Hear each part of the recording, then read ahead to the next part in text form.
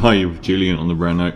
And I don't know if you're supposed to swear on YouTube. I don't normally, because I'm an articulate, intelligent human being. I have a feeling that there may be swearing, so apologies in advance for the occasional F-bomb flying out of this one. It's a review of the debut album from Britpop veterans Liam Gallagher and John Squire, imaginatively called Liam Gallagher John Squire. Not Liam Gallagher and John Squire, but Liam Gallagher John Squire. And so that's the name of the band and the album, which is, it's a magically inventive title. I'm an original Stone Roses fan. I was walking around the streets of the UK in winter with that debut album back in 1990 on my headphones, and continue to revere them as gods. And I've gone on a length on my radio show and in other reviews about how much I hate Oasis. Certainly I will give them definitely maybe, is it the Master Plan, the B-sides one, and What's the Story, as they were they had incredible songs. I wouldn't say they're an incredible band. In fact, they were everything the Stone Roses weren't. The Stone Roses were this intoxicating, fluid, genius band. You listen to the drumming on Oasis or the bass playing on Oasis, and Noel could chuck out a lick, but John Squire was giving the stuff that you would have got from these venerated Jeff Beck style late 60s guitar gods. They were an amazing band, and Ian Brown's lyrics, they get some stick, but he was a urban poet compared to what was coming out of Oasis. And I've said about how the whole UK scene, the big beat and the techno from Orbital and Underworld and people like that, and the shoegaze and the Madchester, and everything got stomped on by this clod-hopping dad rock of Oasis, who were the best exponents of it. But then they inspired this incredible raft of shite, absolute fucking shit, like Ocean Colour Scene and Cast, and also the also-rans that clogged up your toilet. And then it became one of the best terms in music history, landfill indie. John Squire, which is all these bands that you heard one compelling single from, but they hung around for like 3 albums and that was it, and they weren't even a real band in half the case. Mock Turtles, no, they were before, weren't they? The Mock Turtles were before. They weren't even a real band.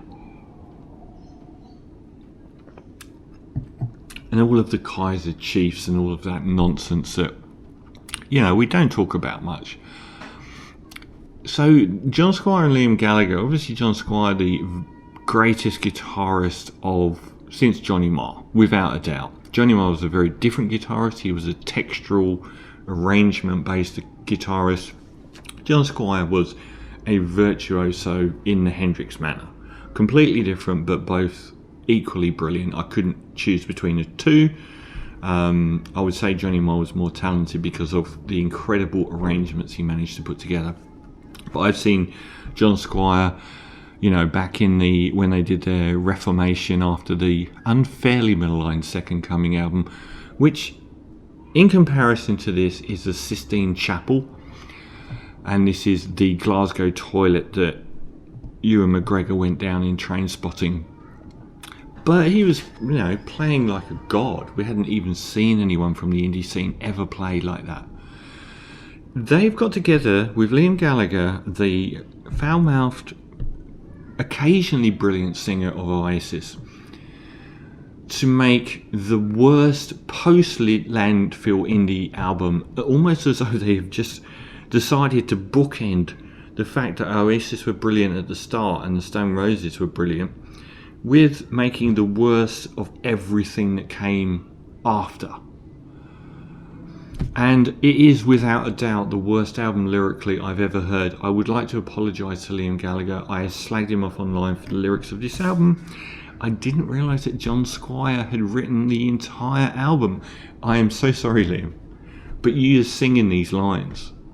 And to be fair, your whiny version of your vocal is so beyond parody, no one could do a sketch and be any worse. It's one of your most annoying, aggravating, and consistently the same takes.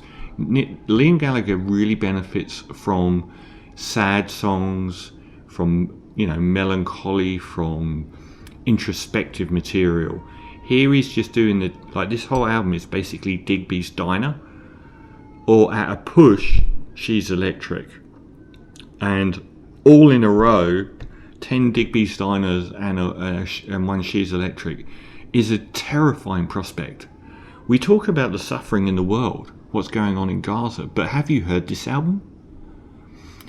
So I'm going to go through the tracks, like the opener, Raise Your Hands. A lot of this material is specifically designed for 1 year of festival appearances. It's clear.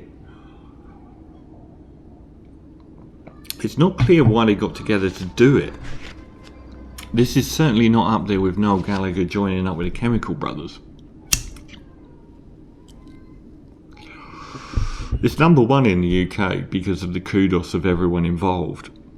So the opening track, Raise Your Hands, horrid clod stomping beat which infects 80% of the album. Liam's whiny vocal delivery, everything about the album is laid out in front of you.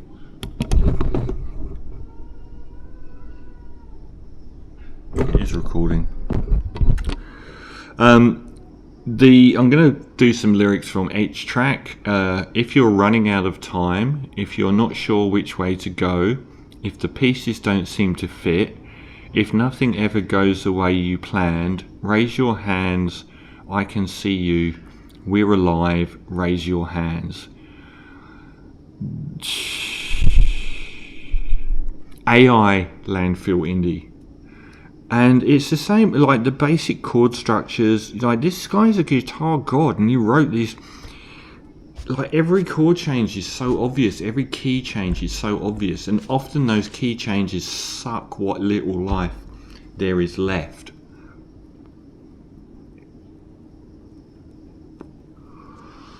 The second track is called Miles to Liverpool.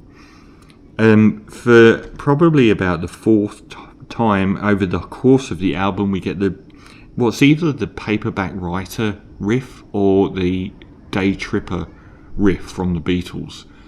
I lost track of what was what. This is a guy that made some incredible riffs doing this Day Tripper or Paperback Writer.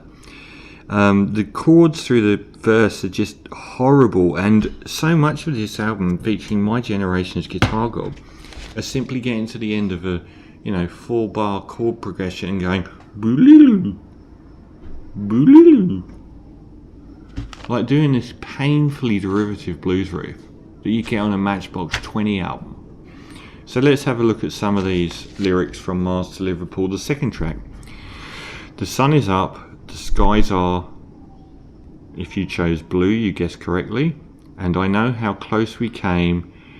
This voyage of self-discovery has my sails in flames. Here comes that feeling, here it comes again. I'm waiting for this storm to run out of rain. It is just beautiful poetry. Samuel Taylor Coleridge, Eat Your Heart Out, track 3. Same awful verse chords and blues licks and the same Day Tripper. Just like the same Day Tripper in the bridge. It goes like, even though they've ripped off that song before in the previous track, One Day at a Time is the name of it. Here we go. Flat on my back and wide to the sky, everybody needs someone to love. A little romance, the clouds sail by. You'll regret some decisions till the day you die. And the chorus, Lord have mercy, it's gonna be alright. Lay down and dream with me, it's gonna be alright. Can you hear the music? Can you hear the rhyme? Just take it one day at a time. Like, they can't even be bothered to make it fit. Like the track 4, probably a more interesting break here. They get ZZ Top Tres Hombres as the musical inspiration, which I thought was vastly superior to what had happened before. Oh god, What's it called? I'm a wheel. Guess what this wheel does? Verse, this isn't happening. Lock all the doors. These aren't the droids you're looking for. That's not made up. And the chorus, I'm a wheel. Keep turning. Fire. Keep burning. I'm a river. Keep running. All the way home. I bet he was gutted that he already used turning for the wheel and he couldn't use it for the river on that one. Track 5 is the one that was the biggest introduction to the album, which is Just Another Rainbow. It's such a painful Stone Roses ripoff. Like, it is literally Waterfall just ripped off. And Waterfall on the Stone Roses album is followed by Don't Stop, which is like a backwards version. It actually rips off both. And then in the coda, it just rips off I Am the Resurrection's instrumental breakdown. Has John Squire had a stroke? Is he unable to create the incredible guitar landscapes of before? Because it is so close to Waterfall, Don't Stop, and I Am the Resurrection. And it's one of the only tracks on the album with actually a long guitar break, which is like, why? But Just Another Rainbow hanging over me, just another rainbow dripping on my tree, red and orange, yellow and green, blue, indigo, violet, we've crossed the line. That's actual lyrics from Just Another Rainbow. Track 7, track 6, Love You Forever. I love you forever and ever, nothing's going to change my mind. I love you forever and ever, I'm all yours and you're all mine. Till the last clock stops and the skyscraper falls, why give a little when you can give it all? What did I write down about this shite? Fucking rubbish album. I was angry about listening to it from the first second. Honestly, I turned it down because I was ashamed if my neighbours heard me listening to this absolute dog shit rock.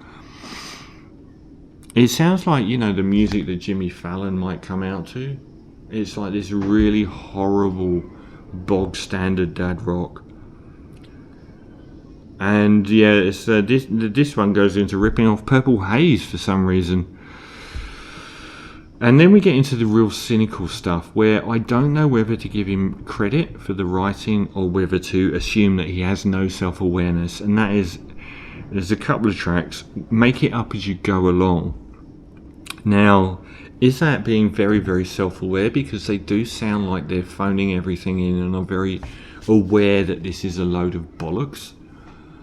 But I'm not 100% sure if they're serious or they're just taking the piss. I can't see why they would have a motive to take the piss. It is terrible. Philosophically dog shit as well. Horrible chord changes. Nobody knows any better than you. Well, they probably do. I mean, it's an odd philosophical point, but the lyrics from Make It Up As You Go Along. It's a random universe, it's a gift, and it's a curse. It's getting better, can you guess? It's getting worse. I loved you all too lazy to call. There should be some Nuremberg trial over these lyrics. You're not the only one at number 8. It's the only track on the album that isn't actually awful. I kind of like the plonking blues piano on it, and it actually felt like a song. It didn't feel like, you know, A minor, C, G, D, like just doing the same bloody chord progressions that you would get out of a Guitar Tab 101 book. It sounded a lot better. Something in the way she smiles. Let's not pretend we're ripping the Beatles. I can't explain. Nowhere else I'd rather be. No other game. No sense of gravity into the abyss. No need to worry now. You're not the only one who feels like this. No one stopped him, did they? When he was writing these. I'm So Bored. Another one where I just don't know whether they're taking the piss outright. A track called I'm So Bored. I'm so bored with this song. Bored in the morning. Bored all day long. I'm so bored all night long. I'm so bored when you talk to me. I'm so bored when you're mute. Bored with your jacket. Bored with your boots. I'm bored when you're cute. I gotta get out. Bored with the war. Bored with the peace.